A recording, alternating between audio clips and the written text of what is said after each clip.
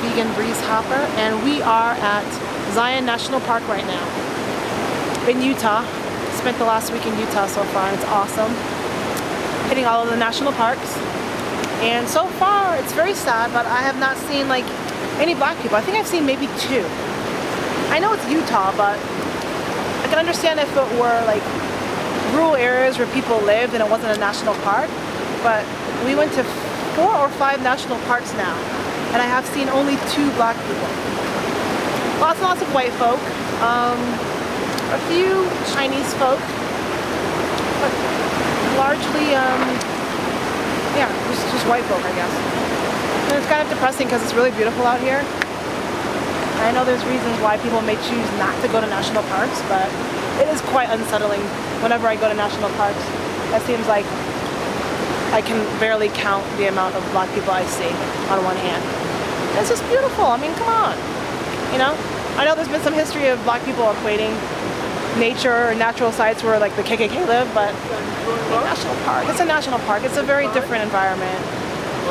And you'll probably more likely die from other things in life than going to a national park. So, you know, I just wanted to, as an enthusiast of nature, just kind of share this with everybody and what we've been doing. I mean, look at this. Gorgeous. Zion National Park. And there's a little girl. Yeah. It's been quite an adventure. I flew in from Denver, Colorado. I'm sorry, I flew into Denver, Colorado to give the Brown Sugar Youth Festival talk. And it was put together by DJ Kavem Motivation and his wife, Nayambe.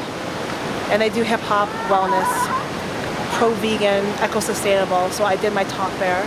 And now I'm just driving back from Colorado to the San Francisco area where I live. And we're just hitting the national parks on the way. And just look at that. It's beautiful. So Utah is definitely gorgeous. Yeah, there's a lot of Mormon folk here. A lot of Mormon churches I saw. So this is Mitt Romney's state, you know. I haven't felt too isolated being here, even though I haven't really seen like any black people.